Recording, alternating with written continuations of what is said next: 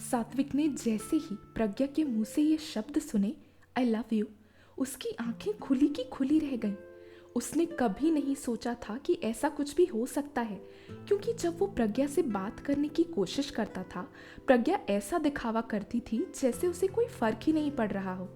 जिंदगी में पहली बार किसी लड़की के मुंह से उसने ये शब्द अपने लिए सुने थे। ये ऐसे शब्द हैं जिसे आप कभी भी किसी के मुंह से भी सुनेंगे तो आपको अच्छा ही लगेगा। कोई हमसे प्यार करता है, ये बात जानना हमें खुद की नज़रों में स्पेशल महसूस करवाता है। वैसे वो ये शब्द जानवी के मुंह से सुनना चाहता था कुछ महीनों पहले, पर अब सात्विक के लिए वो एक बीता हुआ किस्सा बन चुका था। सात्विक को खुद सामने से ये लड़की आकर अपने प्यार का इजहार कर रही थी। सात्विक उस वक्त अकेला था और 16 साल की उम्र तो होती ही है इन सब चीज़ों के लिए। इस उम्र में तो कई सारे लड़के लड़कियां बहक जाते हैं। सात्विक पीछे नहीं हटा और उसने भी प्रज्ञा को हाँ कर दिया।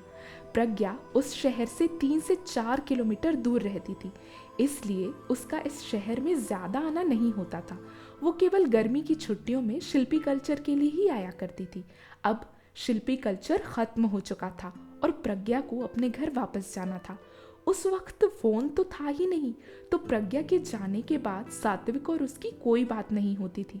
सात्विक तो वैसे भी प्रज्ञा से प्यार करता नहीं था, तो धीरे धीरे उसका लगाव प्रज्ञा से ख़त्म होने लगा।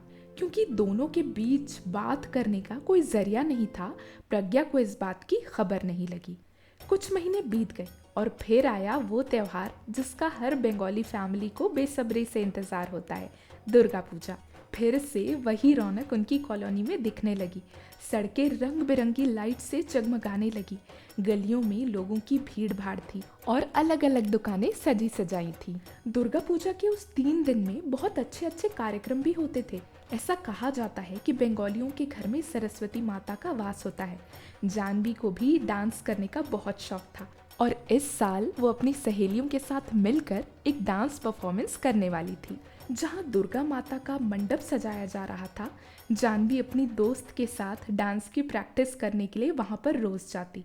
एक दिन सात्विक आया और उसने जानवी को डांस करते हुए देखा। जानवी को देखते ही उसके दिल में फिर से कुछ कुछ होने लगा। प्यार तो उसके दिल में था ही जानवी के लिए, बस वो कहीं छुपा बैठा था। अब सात्विक फिर से वही महसूस करने लगा था जानवी के लिए। अब सात्विक रोज आता और आकर जानवी को डांस प्रैक्टिस करते हुए देखता। उसकी आंखों में अब जानवी के लिए प्यार दिखने लगा था। इतने दिनों बाद सात्विक को फिर से अपने आसपास पाकर जानवी बहुत खुश थी। प्यार तो उसके दिल से भी मिटा नहीं था। एक लड़का लड़की के मन में प्यार जगाने में दोस्तों का भी कहीं ना कहीं हाथ होता है। अब जानवी की सहेलियां जिनके साथ वो डांस करती थी, सब उसे सात्विक के नाम से चिढ़ाने लगी थी। सबको दिखाई देता था कि सात्विक रोज आकर जानवी को डांस करते हुए देखता है। सात्विक जानवी को देखता और जानवी शर्माती हुई डांस करती, पर कभी कभी दोनों की नजरें मिलती और ऐसा लगता जैसे कि दोनों आंखों ही आंखों में बातें कर रही हों। नवरात्रि के 6वें दिन पर जानवी के डांस का फाइनल कार्यक्रम था। जानवी बहुत अच्छे से तैयार हुई थी और उसकी सारी सहेलियों ने एक जैसे कपड़े पहने थे।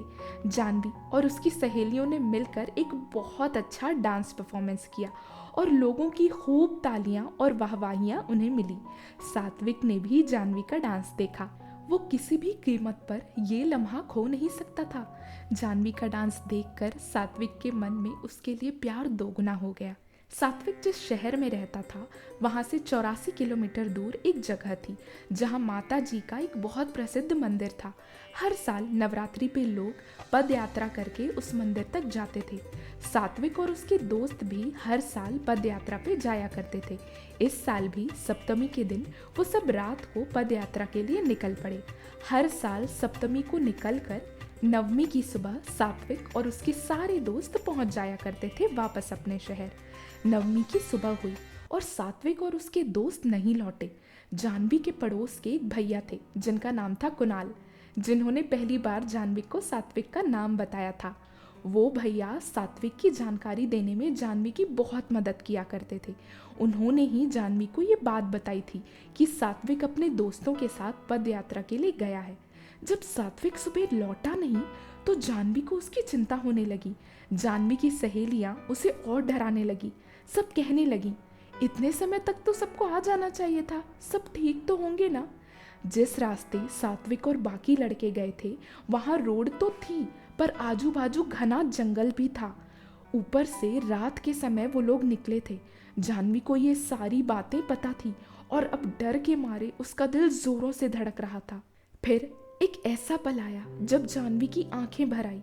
वो सबसे दूर गई और अकेले में जाकर रोई भी। उसे ये लगने लगा कि अगर सात्विक को कुछ हो गया तो वो क्या करेगी। जब उसका दिल हल्का हो गया तब उसे ये एहसास हुआ कि आज तक उसने किसी लड़के के लिए ऐसा महसूस नहीं किया है।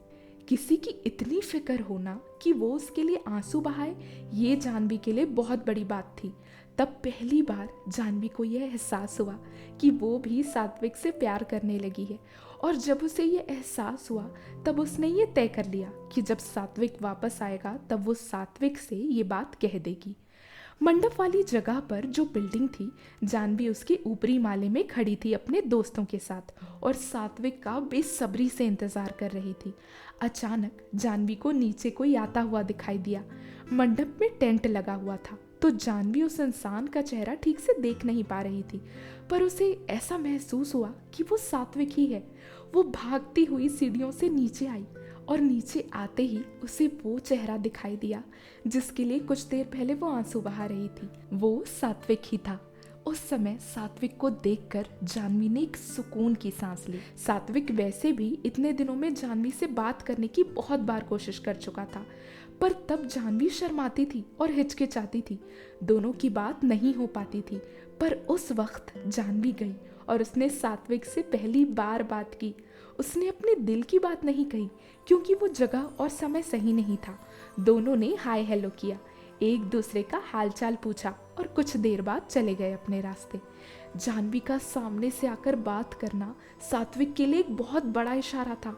उसका दिल अब उससे जिद कर रहा था कि वो जाए और जाकर जानवी से फिर से बात करे और फिर से अपने प्यार का इजहार उसके सामने करे।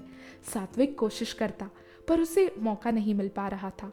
वो जब भी जानवी को देखता वो किसी के साथ होती और लोगों से घिरी हुई होती। एक शाम जानवी उसी मंडप वाली जगह से अकेले गुजर रही थी। सात्विक सामने से अपने दोस्त के साथ उसकी साइकिल पे बैठकर आ रहा था। उसने जानवी को अकेले जाते देखा और ये मौका वो अपने हाथ से नहीं जाने दे सकता था। उसके दोस्त का घर वहीं पास में था। उसने अपने दोस्त को उसके घर तक छोड़ा और फिर पैदल चलता हुआ जानवी के पीछे आने लगा।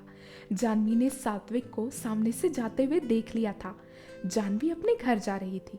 वो अपने घर से थोड़ी दूर पर ही थी कि अचानक उसने पीछे पलटकर देखा और तब सात्विक उसके पीछे आ रहा था। जानवी ने अपने कदमों की गति धीमी कर ली ताकि सात्विक उस तक पहुंच सके। जैसे ही सात्विक उसके पास आया उसने बिना हाय हेलो किए या बिना हालचाल पूछे सीधा जानवी से पूछा, जानवी मैं तुमसे बहुत प्यार करता हूँ, तुम मुझसे प्यार करती हो या नहीं। तो दोस्तों आपको क्या लगता है अब जानवी क्या जवाब देगी सात्विक को? अपने अपने थॉट्स कमेंट बॉक्स में लिखकर ज़रूर बताइएगा। अगर आपको इसके आगे का चैप्टर चाहिए तो भी कमेंट बॉक्स में लिखकर ज़रूर बताइएगा। अगर कहानी इंटरेस्टिंग लग रही है तो वीडियो को लाइक करें, शेयर करें और आगे के चैप्टर्स पाने के लिए हमारे चैनल को सब्सक्राइब करें और बेल आइकन क्लिक करें। Thank you.